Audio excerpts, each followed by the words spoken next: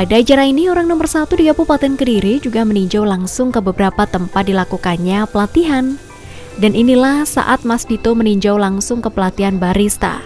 Profesi barista termasuk salah satu jenis profesi pekerjaan yang banyak menarik perhatian bagi kalangan anak-anak muda masa kini, terutama mahasiswa yang juga mempunyai ketertarikan untuk mengisi waktu luang mereka dalam memahami dunia perkopian.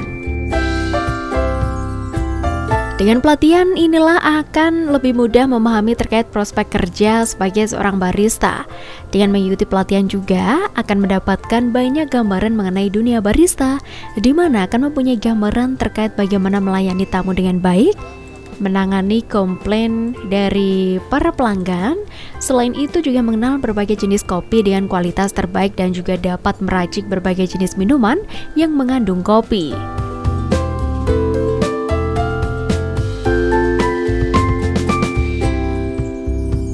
Jadi macam-macam varian minuman. Jadi bisa es kopi latte, es cappuccino, vanilla latte, pakai susu atau enggak. Oke. Terus tadi yang favorit dari teman-teman adalah bikin passion fruit americano sama es pandan latte. Mau cobain ya, Mas? Es pandan latte. Es pandan latte. Ini baru latihan ini? Apa? Sudah hari keempat. Oh, dari keempat. Menjadi barista dan mengelola usaha warung kopi adalah beberapa profesi yang bisa dijajal dengan peluang dan pangsa pasar kopi saat ini. Terlebih lagi, usaha mikro pada sektor kuliner sudah teruji selama krisis yang melanda perekonomian beberapa tahun terakhir. Apalagi nantinya tidak harus menjadi barista di kedai kopi saja, namun bisa membuka lapangan usaha sendiri.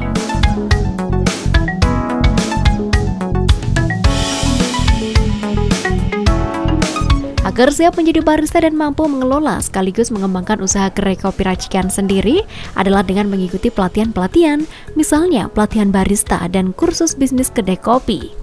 Pada kesempatan ini, Mas Dito juga diracikan kopi sendiri dan langsung dinikmati di tempat.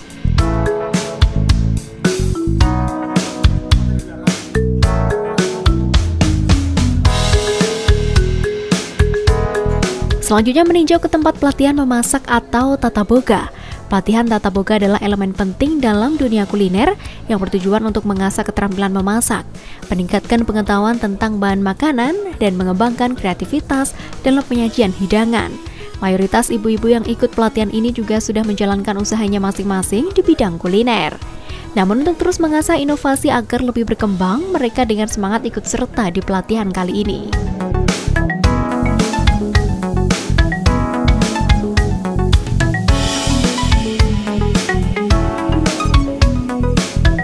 Bukan hanya dapat memotong bahan-bahan dengan benar hingga menguasai teknik memasak yang berbeda seperti memanggang, menggoreng, merebus, dan lainnya, tapi juga bagaimana menciptakan kreativitas dalam masakan. Hal ini membantu dalam menciptakan hidangan-hidangan inovatif yang memikat lidah dan mata.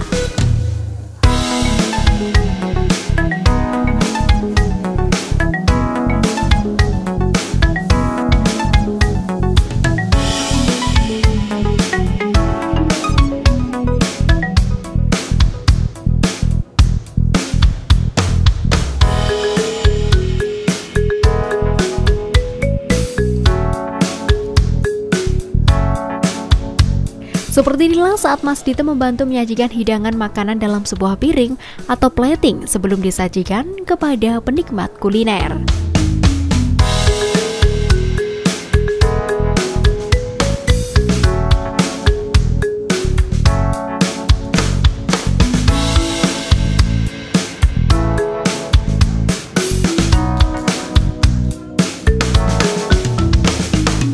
Pelatihan hari ini kan sifatnya pembukaannya ongoing. Jadi ada beberapa yang kebetulan yang 25 hari. Kita ngitungnya JP, Mas. Satu hari itu 8 JP jam pelajaran, sehingga ada yang 25 hari, otomatis tadi sudah 3 minggu. Ada yang kebetulan 6 hari, ya baru 4 hari. Ada yang serkom, itu kita juga ada yang sifatnya hanya memberikan sertifikat kompetensi, sehingga sebelum diuji itu kita refresh dulu selama 4 hari. Jadi pelatihan kompetensi itu kalau terakhir itu minta di uji kompetensinya itu bukan lembaganya itu sendiri, yang uji pihak luar, LSP lah. Mungkin sama dengan teman-teman manakala uji wartawan itu kan juga LSP lah. Itu sama, kita refresh yang uji kom itu 4 hari, setelah itu untuk ujian. Total ada berapa Pak yang ikut ambil itu?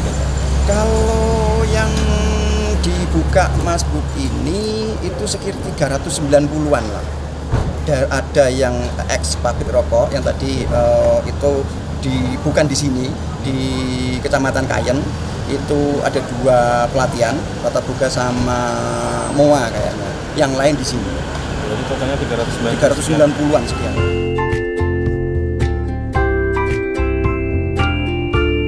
Kalau ini adalah tempat pelatihan teknisi AC.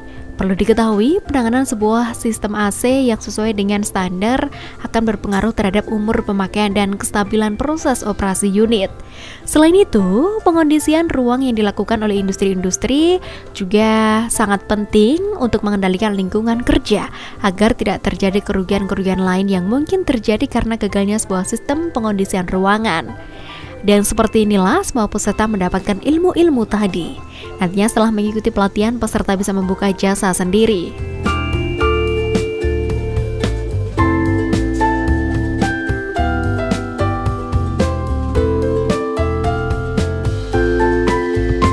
Ada juga pelatihan menjahit. Pelatihan menjahit merupakan salah satu program penting dalam upaya meningkatkan keterampilan dan kemandirian masyarakat, terutama bagi warga Kabupaten Kediri.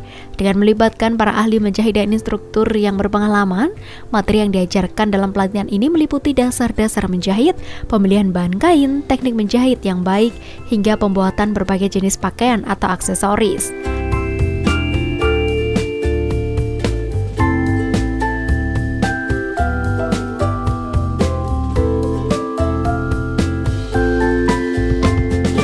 Pertama, tentunya kita pemerintah itu punya kewajiban untuk memberikan lapangan pekerjaan terhadap masyarakat kita.